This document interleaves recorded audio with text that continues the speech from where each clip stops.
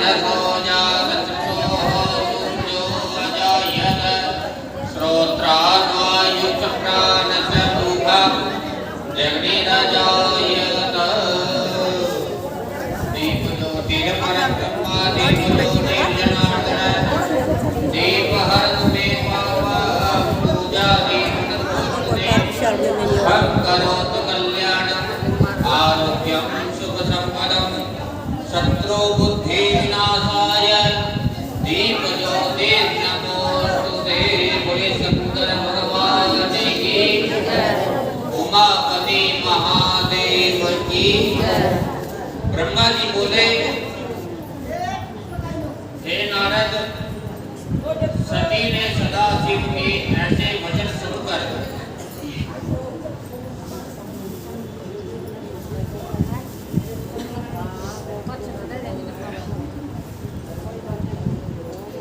ब्रह्मा जी बोले, हे नारद, सती ने सदाशिव के ऐसे वचन सुनकर अपने को भाग्यवान समझा। उन्होंने प्रेम पूर्वक उनसे भक्ति के अंग पूछे तथा उपासना के प्रकार जिसके 5 अंग हैं पूछे। शिव ने तंत्र शास्त्र का स्तोत्र, कवच, सहस्रनाम, पटल, पद्धति सहित और अनेक प्रकार यंत्र मंत्र जेतक आदि गुणों सहित वर्णन किया। उन्होंने प्रेम में वृद्धि करने वाली कथाएं तथा आनंद उत्पन्न करने वाले वृत्तांत, अपने भक्तों को महिमा जिससे भक्ति में वृद्धि होती है तथा अनेक धर्म जैसे नृप धर्म अर्थात राजनीति, स्त्री धर्म, वर्णाश्रम धर्म, पुत्र धर्म तथा संकर धर्म आदि का विस्तार पूर्वक वर्णन किया। सामुद्रिक शास्त्र तथा ज्योतिष आदि शास्त्र भी सती को बताए।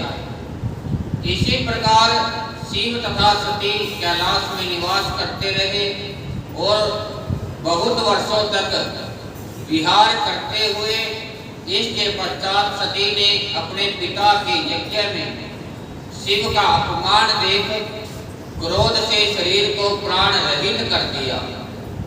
वहीं सती फिर हिमालय के घर उत्पन्न होकर शिव की सेवा में पहुंची। नारद जी की कथा सुनकर बोले, हे ब्रह्मा जी, संपूर्ण सृष्टि के स्वामी सदाशिव जो किसी के भी शत्रु नहीं है, उनके साथ दक्ष ने इस प्रकार के बैर क्यों किया? उनकी बुद्धि क्यों और कैसे भ्रष्ट हो गई? शिव ने अपनी शक्ति को किस प्रकार त्यागा और सती ने शिव को क्या अपराध किया था जो उन्हें अपना शरीर त्यागने को विवश होना पड़ा? सती का अनादर किस प्रकार हुआ तथा जिन लोगों ने उनका अनादर किया था उन्हें सती ने भस्म क्यों नहीं कर दिया? वे स्वयं क्यों अपनी देह छोड़ बैठे? आदि शक्ति होते हुए भी वे किस प्रकार क्यों अंतर्ध्यान हुई? यह चरित्र मेरे हृदय में संदेह बढ़ा रहा है। सबसे बड़ा आश्चर्य तो यह है कि सती दक्ष प्रजापति को अत्यंत प्रिय थी। फिर दक्ष ने अपने प्रति अप्रिय व्यवहार कैसे किया? नारद की यह बात सुनकर पितामह ब्रह्मा ने कहा, हे पुत्र, यह सब उन्हीं शिव की महिमा है। इसमें और किसी का दोष कैसे दिया जाए?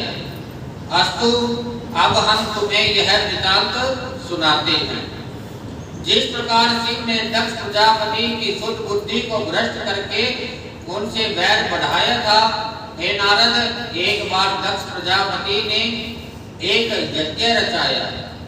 उस उत्सव में भाग लेने के लिए सभी देवता तथा ऋषि मुनि आदि अपनी अपनी पत्नियों सहित दक्ष के घर पहुंचे। मैं भी अपनी सेवकों सहित यज्ञशाला में गया। मुझे देखकर सभी सभासदों को अत्यंत प्रसन्नता हुई। कुछ देर बाद जब भगवान सदाशिव भी वहां पहुंचे तो हम सब लोग उन्हें देखते ही उठकर खड़े हो गए तथा हाथ जोड़कर बहुत प्रकार से उनकी स्तुति करने लगे। चारों ओर जय शिव का नाद गूंज उठा। हमने प्रार्थना करते हुए कहा, हे प्रभु, आपने इस यज्ञशाला में उपस्थित होकर हम लोगों के ऊपर अत्यंत कृपा की है। हे नारद, हम लोगों द्वारा इस प्रकार की गई स्तुति को सुनकर शिव अत्यंत प्रसन्न हुए। तदुपरांत उनकी आज्ञा से हम सब लोग यथास्थान बैठ गए। उस समय हम सभी सभासद अपने को परम धन्य मानकर मन ही मन प्रसन्न हो रहे थे। इसके कुछ देर बाद ही उस यज्ञशाला में दक्ष प्रजापति भी आ पहुंचे। उन्हें देख प्रणाम करने के उपरांत उनकी स्तुति करने लगे। मैं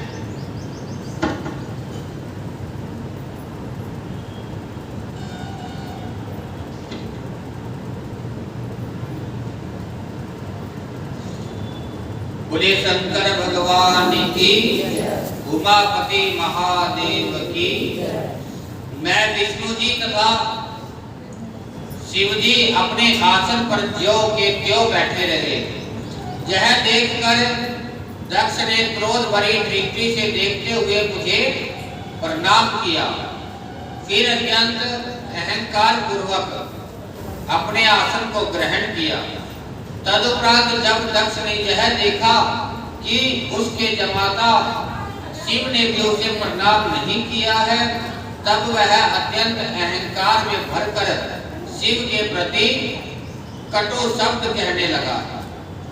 शिव की माया के वशीभूत होकर मृत्यु को प्राप्त होने वाला दक्ष शिव की निंदा करता हुआ समस्त सभासदों को संबोधित करते हुए इस प्रकार बोला, हे सभासदों, आप लोग मेरी बात को मन लगाकर सुने। इस सभा में उपस्थित बड़े बड़े देवताओं ने मुझे हाथ जोड़कर दंडवत किया है, परंतु शिव ने जमाता होते हुए भी मुझे प्रणाम न करके अपनी मूर्खता का भारी परिचय दिया है। शिव का यह कार्य वेद के विरुद्ध है। न तो इसके माता पिता का ही कुछ पता है, न इसके कुल शील के संबंध में ही कोई कुछ जानता है। अस्तु बुद्धिमानों को का यह धर्म है कि वे मूर्ख को दंड अवश्य दें। यदि वे ऐसा ना करें तो संसार में उद्दंडता बहुत बढ़ जाएगी। इसलिए मैं शिव को श्राप देता हूँ और अपने ब्राह्मण वंश का तेज प्रकट करता हूँ। हे नारद, इतना कहकर दक्ष ने शिव को यह श्राप दिया, हे शिव, तुम मूर्खों के समान कर्म करने वाले हो, अतः तुम्हें आज से किसी भी यज्ञ में भाग नहीं मिलेगा। दक्ष के इस श्राप को सुनकर शिव ने कोई उत्तर नहीं दिया। वे चुपचाप बैठे रहे, परंतु उस समय नंदी से नहीं रहा गया। अस्तु नंदीगण ने अत्यंत क्रोध होकर दक्ष से कहा, हे दक्ष, तूने शिव को श्राप देकर अपनी परम मूर्खता का प्रदर्शन किया है। क्या तू यह नहीं जानता कि शिव के द्वारा ही इस संपूर्ण सृष्टि का भरण पोषण होता है? फिर भी जो तो शिव को अशुभ कहता है वह तेरी मूर्खता नहीं तो और क्या है? हे पापी, जलना चाहिए, चिंता लेते तो चिंता लेते बात की बढ़ देते। बोले शंकर भगवान की।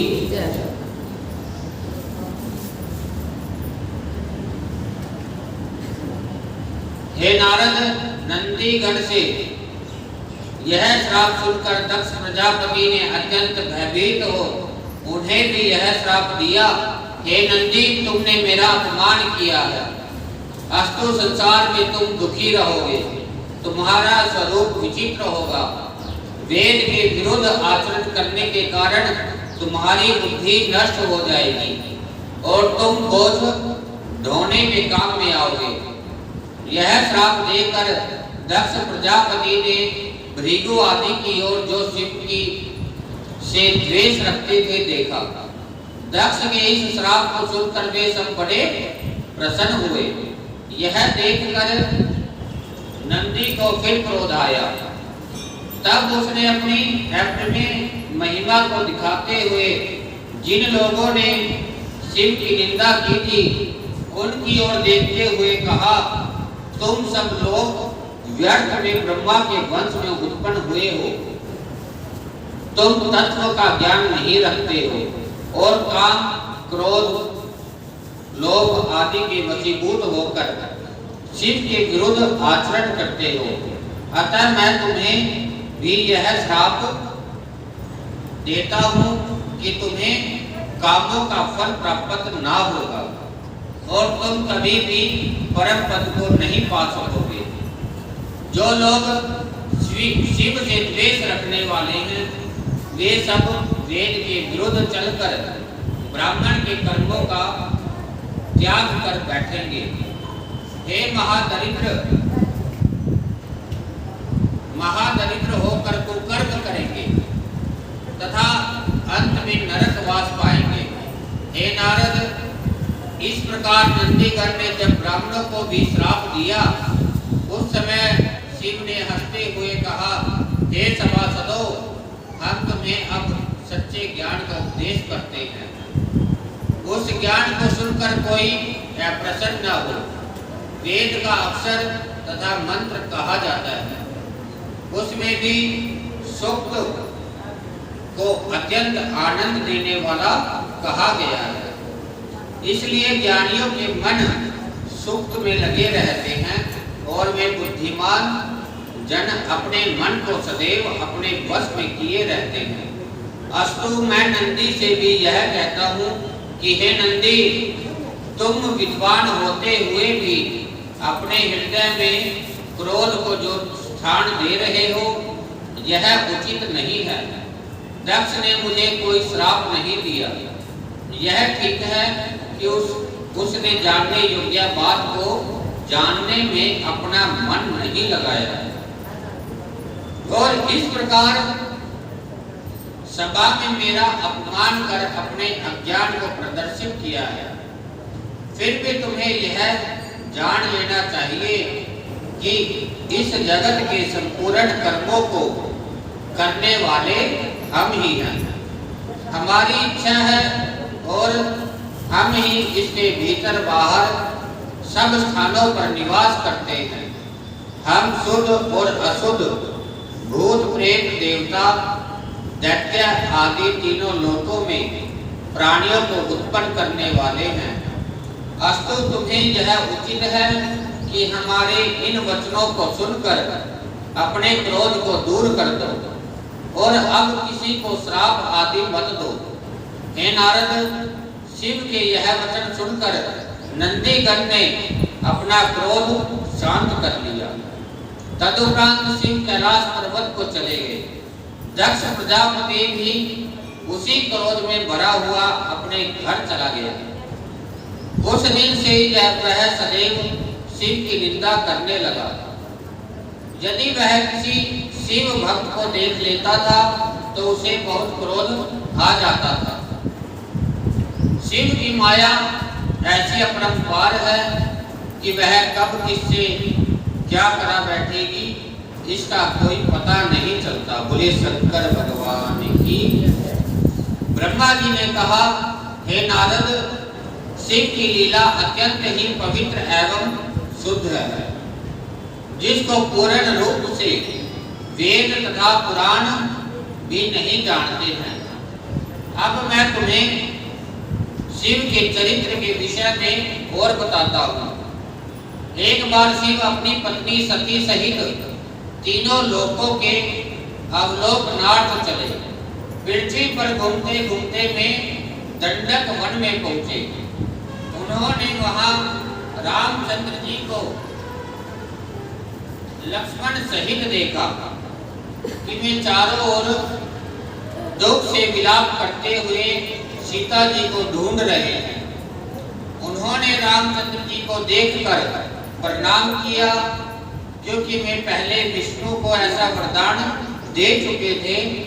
शिव फिर जय कहकर आगे बढ़े तथा उचित समय न जानकर उनसे कुछ वार्ता न की। इसलिए सती ने जब यह हाल देखा कि शिव अपने परम भक्त राम को इस प्रकार छोड़कर आगे बढ़ गए, तो मैं बोली, हे अनादि सर्वोपरि ब्रह्म, आपने ब्रह्मा विष्णु सूर्य मुनि तथा संपूर्ण सृष्टि की उत्पत्ति की है। यह सब आपकी सेवा उपासना करते हैं। फिर आज दशरथ के पुत्र रामचंद्र जो वन में मिले, तो आपने उनको प्रणाम क्यों किया? मेरी समझ में नहीं आता कि इसका कारण क्या है। मुझे इसकी बहुत चिंता है। शिव ने जब सती को ऐसी चिंता में मगन देखा, तो वे बोले, हे सती, रामचंद्र जी रमा के पति विष्णु हैं, जो संसार के पालन का अधिकार रखते हैं। उनका अवतार भक्तों के लिए ही है। फिर शिव ने सती को उनके अवतार लेने का कारण बताया, परंतु सती का मन फिर भी संतुष्ट ना हुआ। तब शिव ने विष्णु के अवतार के अनेक चरित्र सती को सुनाए, परंतु फिर भी उन्हें कोई नहीं भाया और न उन्हें विश्वास ही हुआ। यह देखकर शिव ने पुनः उनसे कहा, हे सती, यदि तुमको विश्वास न हो तो स्वयं जाकर परीक्षा क्यों नहीं करती? तुम वही करो जिसे तुम्हारा संदेह दूर हो सके। मैं यहाँ वृक्ष की छाया में बैठा हुआ तुम्हारी जब तक प्रतीक्षा करूंगा, जब तक तुम परीक्षा लेकर लौट ना आओगी। सती शंकर की यह आज्ञा पाकर संदेह युक्त चली। उन्होंने मन में विचार किया कि मैं किस प्रकार उनकी परीक्षा लूं। बहुत सोचने के पश्चात यह निश्चय किया कि मैं रामचंद्र जी के सम्मुख श्री सीता जी का रूप धारण कर जाऊंगा। यदि वे वास्तव में विष्णु होंगे तो मुझे अवश्य पहचान लेंगे, और यदि केवल राजपुत्र होंगे तो नहीं पहचान सकेंगे। यह विचार कर वे सीता के रूप में हंसती हुई श्री रामचंद्र जी की ओर गई। लक्ष्मण ने जब सती को इस स्वरूप में देखा तो आश्चर्य में आकर जाना कि यह सती है, परंतु पूर्ण ज्ञान न होने के कारण वे कुछ न बोले। परंतु जब रामचंद्र जी ने सती को ऐसे छल स्वरूप में देखा तो वे हंस पड़े। शिव शिव कहते हुए बोले, जिसका ध्यान करने से संपूर्ण दुख तथा भ्रम दूर हो जाते हैं और जिसके हृदय में सदा शिव का स्थान है, आपने उसे धोखा देने का प्रयत्न किया है। यह सब शिव की ही माया है। धन्य है ऐसी माया को जो सबको इस प्रकार नचाती है। इसके पश्चात रामचंद्र जी ने अत्यंत नम्रता के साथ अपना पिता सहित नाम लेकर पूछा, शिव कहाँ है? तथा हे माता, तुम उनसे अलग वन में अकेली क्यों फिर रही हो? तुमने अपना स्वरूप त्याग कर यह रूप क्यों धारण किया है? सती यह सुनकर आश्चर्यचकित हुई तथा उन्होंने सदाशिव का ध्यान कर रामचंद्र जी को विष्णु का अवतार जाना। फिर वे अपना रूप धारण कर रामचंद्र जी से बोली, अब मुझे पूर्ण विश्वास है कि तुम विष्णु के अवतार हो, जिन्होंने राजा दशरथ के यहाँ अवतार लिया है। परंतु एक शंका है, वह तुमसे पूछती हूँ कि शिव तुम्हारा चतुर्भुजी स्वरूप देखकर कभी इतने प्रसन्न नहीं हुए जितना यह स्वरूप देखकर आज प्रसन्न हुए। अत्यंत प्रेम से उनके अश्रु बह चले तथा वे तुम्हारी प्रशंसा करने लगे। तुम मुझे सत्य बताओ कि इसका मुख्य कारण क्या है। सती के मुख से ऐसे वचन सुनकर रामचंद्र जी प्रेम विफल हो गए तथा उनके नेत्रों से अश्रुधारा प्रवाहित होने लगी। उन्होंने प्रेम निमग्न होकर चाहा कि उसी समय चलकर शिव को देखे, परंतु उचित समय न जानकर तथा सती की आज्ञा पाकर उन्होंने केवल शिव का ध्यान ही किया। श्री रामचंद्र जी ने कहा, आज मैंने